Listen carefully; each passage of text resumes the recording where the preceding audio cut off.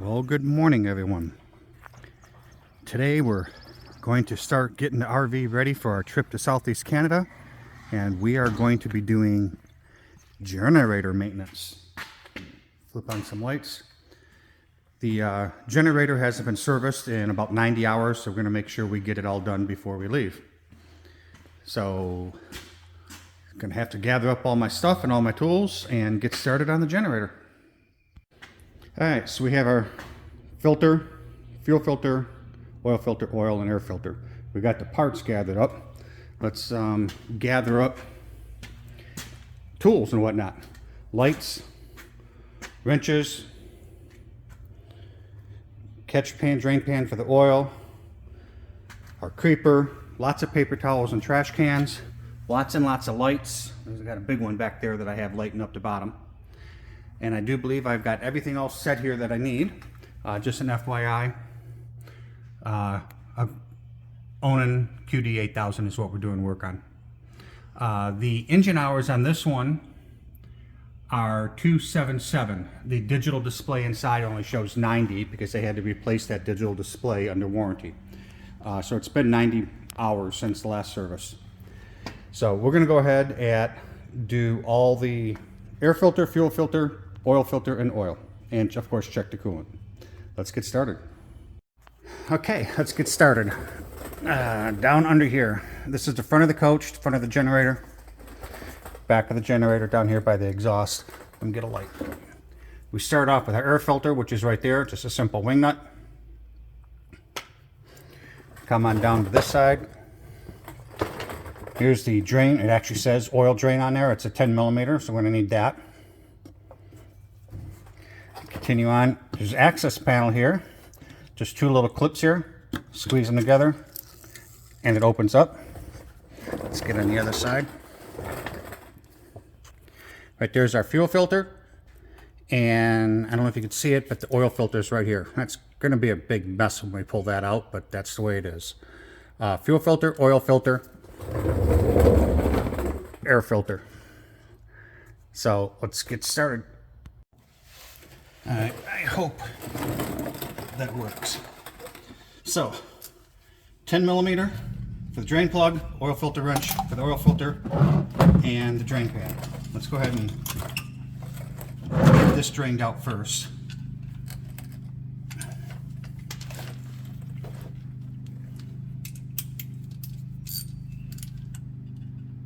This is going to get messy, but holy cow! The last person to change the oil on this was the Jayco dealer in Little Rock. Oh, there we go. Man, that's stiff. I hope he didn't cross-thread that.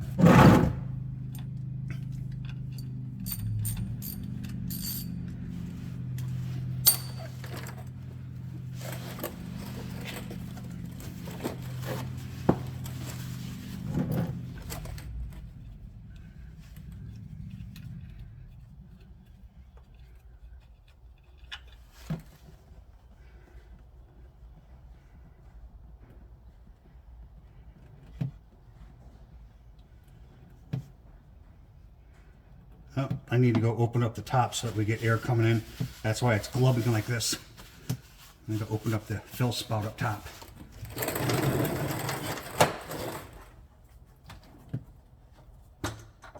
There we go.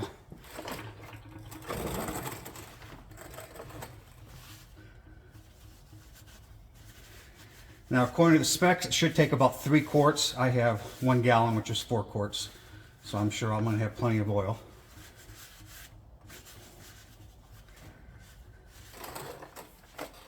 Sure is taking its time draining. So because of that, let's go ahead and work on the air filter. If I can get the camera lined up.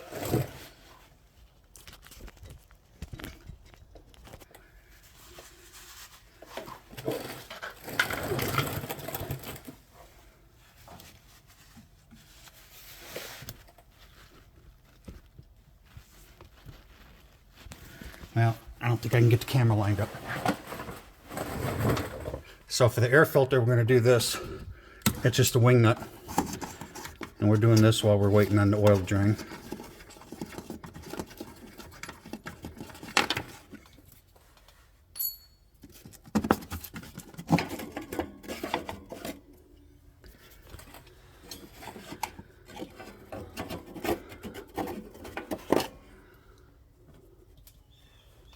Kind of dusty.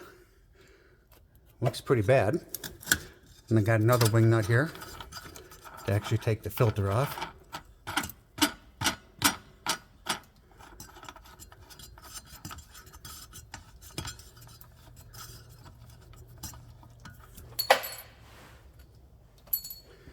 And metal plate, which we will reuse on the new filter.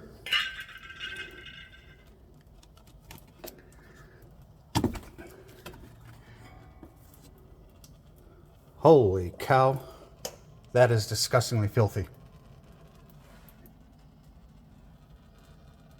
Really needs changing. Well, while that oil continues to drip, I'm gonna go get the new air filter and get that on. There we go. Here's a new filter. You can see it's a lot different. This just gets up in here and it snaps in, or goes over the... I'm gonna have to set the phone down, or the camera down. Let's see if I can get a big enough angle on that.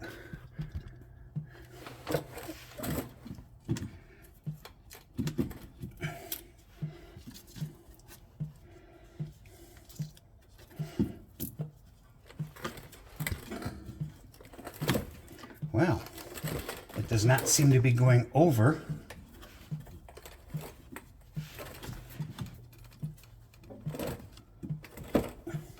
All right, let me go check sizes. All right, I got it on. It's the correct size, it's the correct part number. It just needs to be a little tight on there, I guess, to seal. So I got it on there, a little bit of effort, 2 hands, stretching and pushing at the same time. So with that, we put the cover plate back on.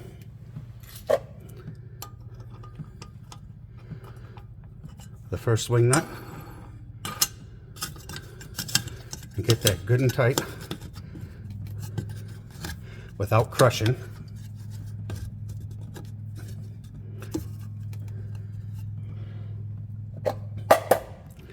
Then the outside cover.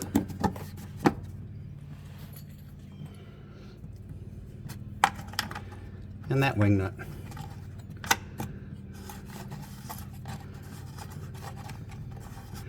And there we go. The air filter's changed.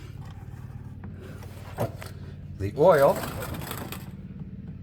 is close enough to being done dripping. It's doing just an occasional drip. Let's get that plug back in.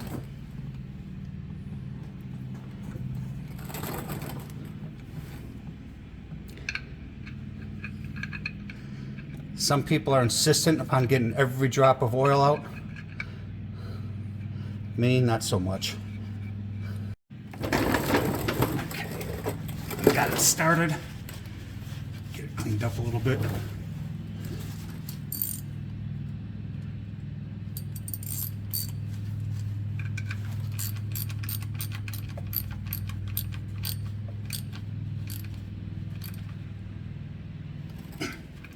I'm going to assume that's good enough. It's like any other drain plug, you don't want to strip it. I'm going to make it good and clean so that after I change the filters and I put oil in there, I can watch for drips. So next is the oil filter, which is going to be a little more difficult because I got the exhaust pipe here and this door here, and I got to get up in there. Let me see what I can do. Don't know if you can see it, but I've got my oil filter wrench on the oil filter, but because of the location of it, I'm going to have to get out of the way while I loosen it so that the drain pan is underneath it. So I don't know if I'll be able to film this, but we'll give it a shot.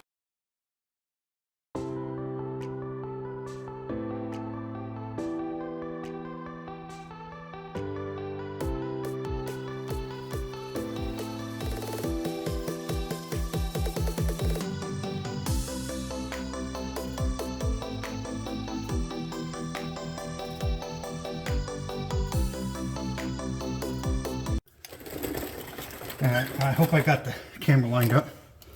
So I just put a little bit of oil on there. Now I got to get this puppy up in here and get it started. Righty tighty. Spin it that way when I get it up in there.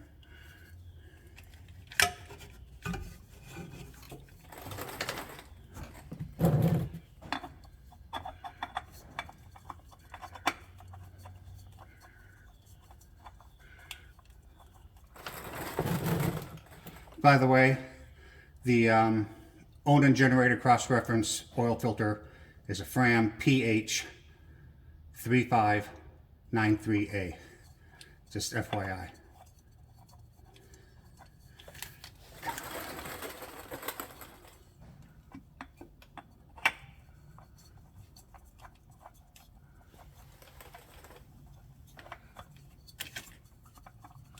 There we go.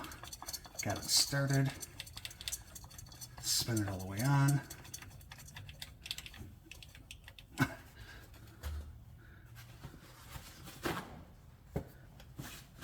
Typically when I change the oil in my truck or Angel's truck, I go through about a half a roll of paper towels.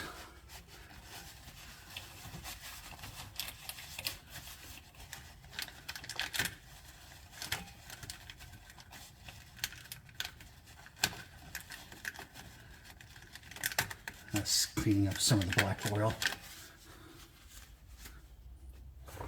Alright, so it's hand tight. As with any oil filter change, you only go about a quarter of a turn past hand tight, and that's it. And we stop. If you make it too tight, you won't be able to get it off, or you could bend the rubber gasket and have leaks. Neither of which you want. So, all right, so that's the oil. Next, I'm actually going to add the new oil. Or should I just go ahead and change the fuel filter? Let me go ahead and change the fuel filter as long as we're here. That looks like an Allen wrench holding that in place.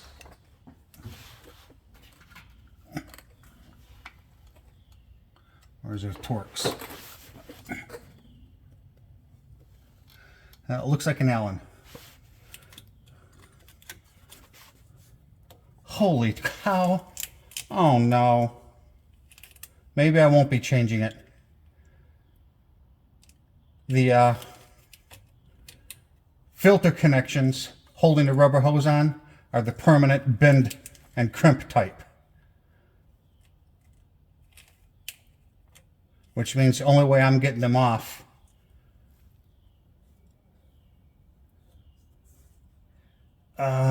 crap. Well, they say you're not supposed to change that for like, I think 350 hours, and we're at like 300. Let me think about this one for a minute. So this is what I've decided. I have all the PEX equipment, and I had a couple of PEX fittings. I'm hoping that's the right size. The fuel line is a 5/16 fuel line, which is a 5/16 ID or 0.56 OD. So I'm pretty sure that's going to fit on there. And there's the equipment. I can use that for cutting as well as for crimping on. The new fuel filter. I've already checked the flow direction. There's the arrow right there, and that matches up with this one. So it's just going to go on there just like that. So I'm going to cut off these fittings, slide the hoses off, making a mess, slide this on, and put the fittings back on. I must remember to put these on before I put the filter on. Let's get under there and try it. All right, what I did was I just grabbed a couple of bolts. So when I get the fuel line off, it's going to start dripping. I should just be able to shove that up there and at least slow down the dripping. So, get my oil container under here. Some paper towels. And this is set to cut.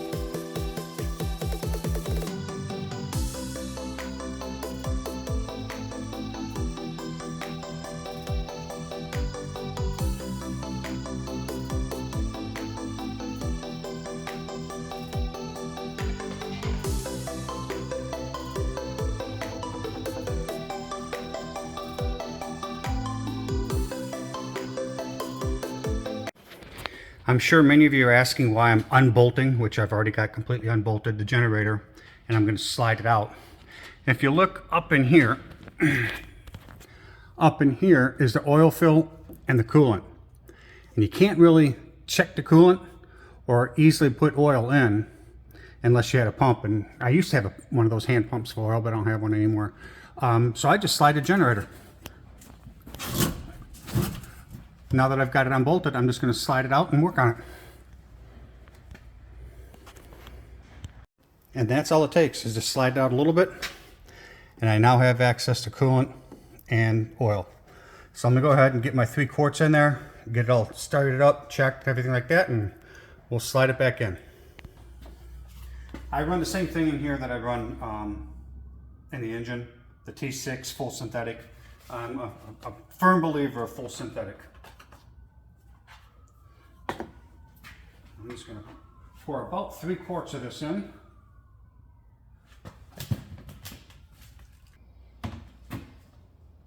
And that's 3 quarts. So we're going to go ahead and start it up from there, let it run a little bit, and then check everything.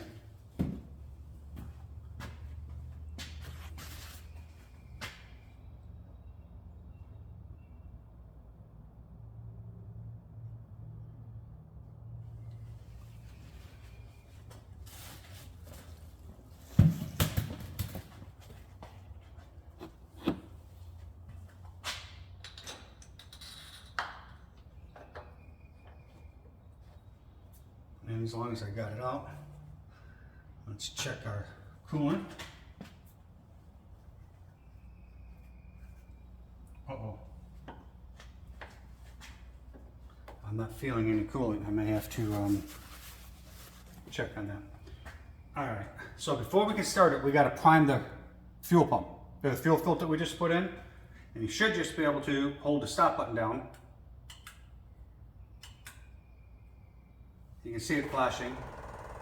You can hear the pump.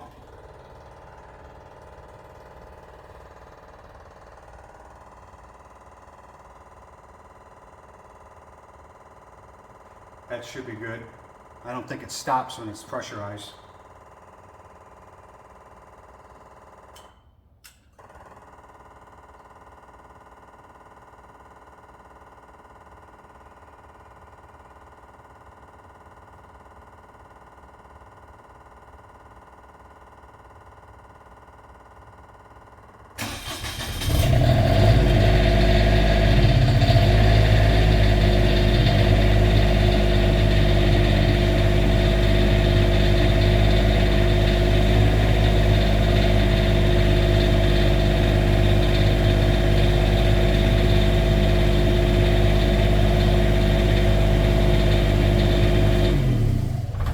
Okay, that was definitely enough to fill the oil filter and fill the fuel filter.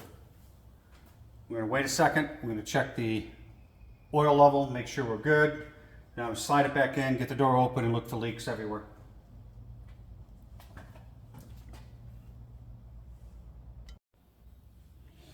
All right, it says right on here 3 quarts with filter. I don't know why it took 3.5, but it took 3.5 quarts.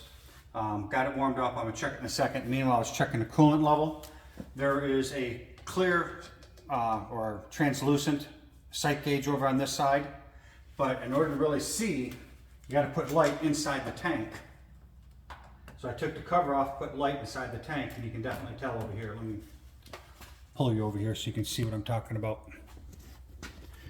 You can see it's kind of translucent there, and by putting light in there, you can see where the blue line is, right? I don't know if you can see it, right there, which is halfway between the min and the max. And it's not warmed up, so we're in good shape. So let me get that back together and check the oil after it's warmed up a little bit. All right, so I ended up putting in 3 3/4 quarts of oil. And it's reading, right here's the full mark, and it's reading right here. So it's just a smidgen over full. So, and that's after running it for a little bit and letting it sit for a while. So I'm gonna go with that. And I'm gonna slide this back in get it bolted back into place, open up the door, run it for a little bit looking for leaks, but there's absolutely nothing dripping, so I'm assuming my fuel pressure or my fuel filter and oil filter are all good. So let me get this all pushed back in and bolted back into place. All right, let's check again. Again, no diesel fuel on the filter connection, so I did a good job tripping those. And yeah, it's good and clean up here underneath the filter. It was just leftover oil. I'm gonna say we're good on leaks. Okay, that wraps up the service of the generator. I'm not sure how any of the videos came out. We'll see when I sit down at the computer. But tomorrow, we got 5 gallons of oil, oil filter, fuel water separator. That's all for the RV itself. It's either that or I'm going to do the tractor. We'll see. When we're gone for the summer, our neighbor mows our lawn for us. Really nice guy. I can't believe how wonderful he is that he does that for us. But he does use our tractor to do it. So I have to keep our tractor serviced and good blades, everything like that. So I may do that tomorrow instead of the RV. But I definitely want to get this done before we head to Southeast Canada. So anyhow, the generator, piece of cake. Just takes a little bit of time. The only surprise to me was the clamps on the fuel filter, but it seemed to work out. I already had all the PEX equipment anyhow, so a couple hours, but I worked very slow. Take lots of breaks. I haven't went to town during the middle of the day to take care of some other stuff. So easy service. Now I've recorded the hours. Again, I've got 2 sets of hours. I've got the analog hours on the generator itself, 277 hours, and the digital inside on the command center only is showing 90 hours, but I recorded that in my spreadsheet. I've got a spreadsheet for all maintenance. The reason for the difference is they replaced that panel under warranty 90 hours ago on the generator. So anyhow, that's it. Thanks for watching. Hope you learned something. If you have any questions, let me know in the comments. I'll get back with you. And if you haven't already, please hit that subscribe button. Talk to you all soon.